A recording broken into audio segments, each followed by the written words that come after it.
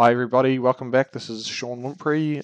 We're up to part 2 of our NetWeaver 7.4 running on top of HANA.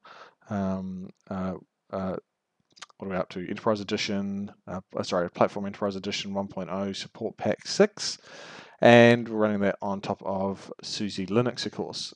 In the first session, we went through the SUSE Linux installation on Oracle VirtualBox, and today we're going to be doing the HANA installation. So just to recap, we've got Oracle VirtualBox, we've got a rather large virtual guest here. It's got 25 gig of allocated memory and 8 logical cores. You can find the details on YouTube of the first clip. I'll add a link to this clip for that. Okay, so we've got some preparation steps that we need to do first. You can see in front of me here on the screen, we've got our PyCon virtual machine running here, and we've got this particular piece of media, which is the HANA Platform Edition 1.0 Support Pack 6 for Linux 8664. And here's the label details. So preparation steps. A number of things first. So we've got a bunch of directories we need to create. Also, look, if we were on a proper system, we'd have file systems. I was a bit lazy during the installation. We've just got a rather large root file system. So let's jump into this. So we've got some directories we need to create. Make do HANA. Make do HANA. We've got shared. HANA shared, and you need a SID. So we're going to call mine DMO for demo. Make do HANA shared data. Make do HANA shared log. And we need user SAP. Oops, already got that there. Because that's going to install a diagnostic agent for us. As part of the installation, of course, for HANA. The other directory you're going to need is a temporary installed directory, so HANA install, that'll do. Let me be naughty. Again, we're just being cheap and dirty here. It's only a demo system. Of course, we just want to make sure we're going to have no real problems during this quick implementation. Right, so now we've got the directories created. We also need to, oops, that's my dentist.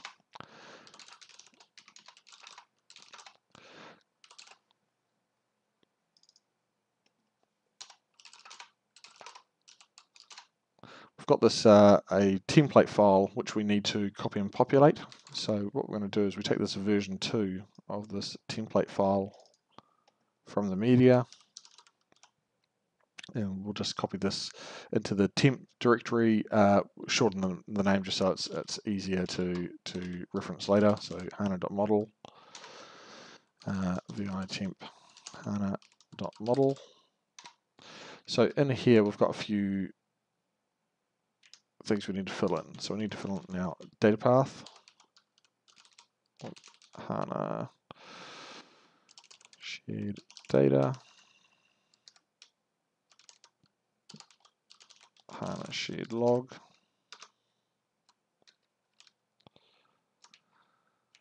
HANA shared's already in there. Okay, you need an instance number, and I'm just going to use 50. Need a SID, DMO. Oh, so you want that to be the same SID as the file system you've created. Database host. I've not found a requirement for this to be fully qualified, but it probably doesn't hurt if you're going to do that. And that is all you need to populate. So go through them again. So your data path, HANA shared data. You got your log path, HANA shared log. We have got, this was already pre-populated, the set mount path, which is obviously going to put executables and some other bits under there. You've got an instance number, you've got your SID, you've got your host name. So save all that. Okay. Okay, because we're running in Oracle VirtualBox, at least I had this challenge with my implementation. There's another file that we need to update, which is the HANA hardware check Python script. So what we'll do is we shall jump onto that guy. Actually, let's just have a look at the directories. So we're after the HANA DB server Linux x86 64.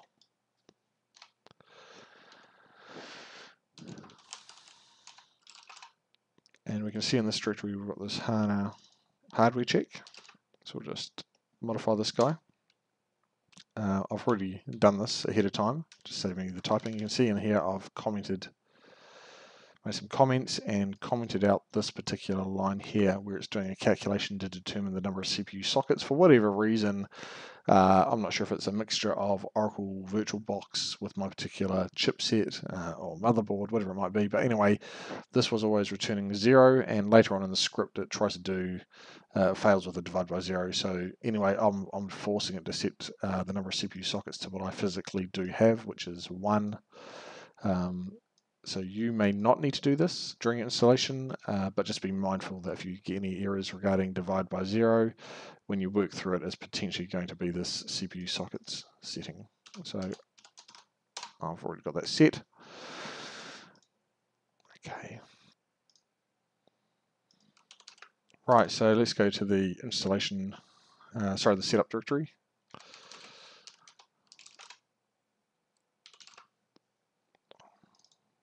Or at least where the setup software is. So we can see in here we've got a setup.sh. So one of the neat things about the hardware check, somebody had a sense of humor. There's a environment variable we can set that will bypass the check of it being part of the Westmere chipset family for Intel. Obviously, I'm not, because I'm running just a typical i7. So what we need to do is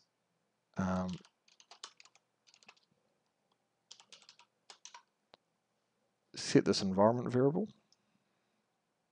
IDS PIS POPD. For all you old-time Doom fanatics out there, you'll remember if you set this when playing on the PC, it actually turned on no clipping mode, which means you could walk through the walls and all that good stuff back in the day. Kind of funny, to be honest. Bit of a throwback. So for those of you that don't know how to export, we can just do export, and I'll just copy the whole thing. Right.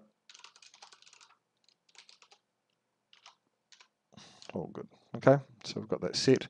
We have a nice little test that we can run. You can run Python command for OS, and then we can do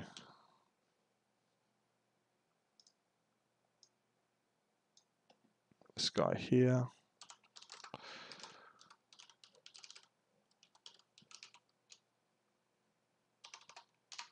Right, so it's found the environment variable in Python, and we can just exit so we know that's working. So we have got our HANA model set up, we've got our installation directory created under the temp directory, so now we're in a position where we can start the setup.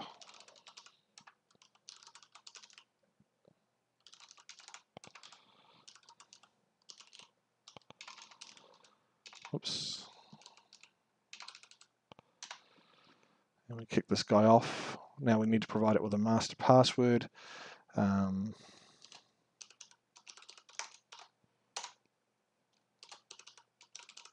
am using password complexity. It does require it. I imagine it's going to be the typical minimum of 8 characters. You need an uppercase, a lowercase, and at least one number. Oh, there you go. It's telling me right in front of me if we read it right there.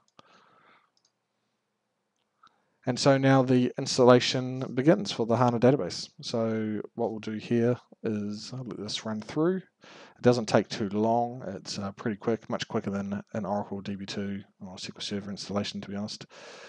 In real life, obviously on my PC where I've got a single hard drive, and I can tell you right now my hard drive light is going pretty full on at the moment, and that'll be the case for a little while. So I shall turn down the volume from my end and we'll just let this run through. I may on the recording fast forward through this just to save some viewing time. Back shortly.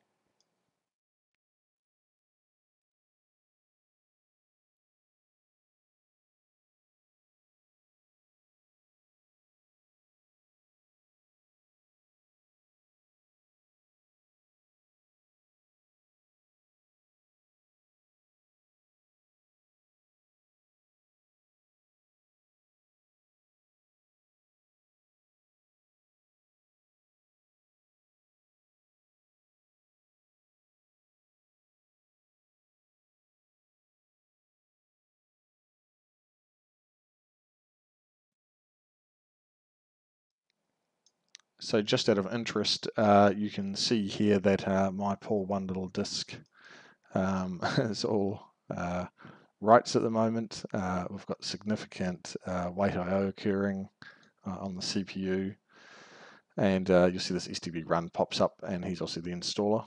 And memory 26 gig, 11 gig free at the moment, and that'll drop down, of course, as the installation is built and is started. This is Nmon, for those of you that aren't familiar with Nmon, a great AIX tool, which has been ported to a number of Unix platforms now.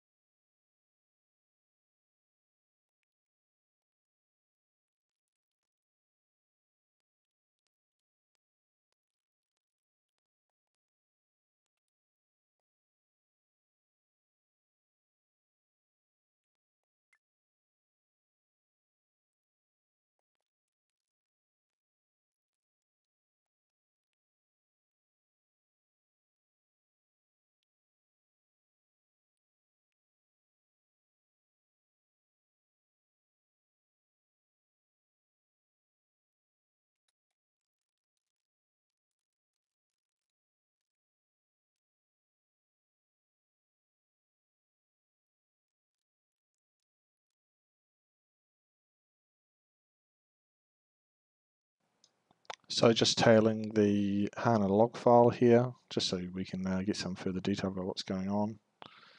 As you can see, the various components are being installed, and quite successfully so far, which is good. You can see the overhead, the activity on the environment's picked up a fair bit. My poor disk is going nuts. But you can see various HANA processes now running, the index server and engine name server and so forth. Okay, so we can see with our HANA installation there's actually been a problem here to do with the new HANA Lifecycle Manager. So this gets installed automatically with Support Pack 6. It wasn't done with Support Pack 5, so if we'd been using Support Pack 5 this would run through to completion without any problems. For some reason HANA Lifecycle Manager's had a bit of a problem with our Support Pack 6 installation, so what we'll do is we'll just go ahead and install HANA Lifecycle Manager independently and see how we go with that. What else? Hi guys, right, sorry, I've just cleaned up the issue to do with the HANA Lifecycle Manager installation. So you can see here that I've started again, run through it, taken the default DMO course, entered my root password and the SH key passphrase, and now it's installed successfully. What the problem had to do actually was an issue to do with the SAP host agent RPM. There's some minor challenges there for whatever reason. Where are we? So I actually just had to uninstall the original version, and I literally just reinstalled the RPM package for host agent, went through it, did the installation rather quickly, and then of course came straight back into the HLM installation and kicked it off, and it's completed successfully. So that's all done now. So what we would expect to see if we look at our processes is a number of things. Let's have a quick look for, so start step serve, we've got the HANA database instance there. We've got our name server, the preprocessor, the compiler server, index server, stats server, and the X engine. And down here we have got host, exe, and SAP and start server. So your host control parameters, processes as you'd expect. So everything's actually running now. If you're wondering why I had this problem during the actual installation, it's because I think maybe what it might have been is I'd already installed HANA DB, an earlier version, actually on this VirtualBox just prior to me downloading versions support pack 6. So I uninstalled everything, but I actually think I might have forgot to uninstall the original host control. You would have hoped that it would have done the upgrade during the installation, and it was running patch 153, which is the latest, so not too sure what happened there. A bit of a hiccup, but it's worked through that now, and we're up and running. So again, the installation, excluding the problems with host control and HLM, was actually pretty straightforward, as you saw. So what we'll do now is, now that we've got these various processes running, and we can see there the process chugging away, 26 gig RAM with only 500 meg free. And what we'll do now is close all that. Oops, no, new version of VirtualBox, typical. Let's jump into the SAP HANA Studio. So this is running on my physical desktop here. This proves that my netting works through the virtual IP, through my netted IP into the virtual adapter on my Oracle VirtualBox. This is HANA is this won't be available at the moment because the virtual machine is down, but that's actually support pack 5 for HANA. So what we want to do is we'll create another folder, and we'll just call that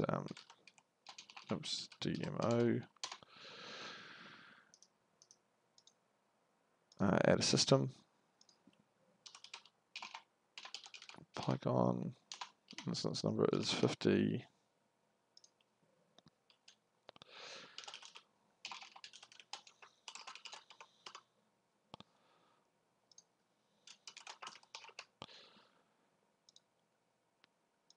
Alright, the database user authentication, so this is going to be not master, system account.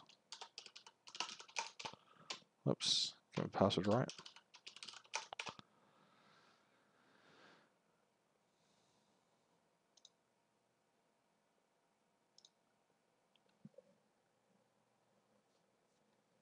And we are now connected.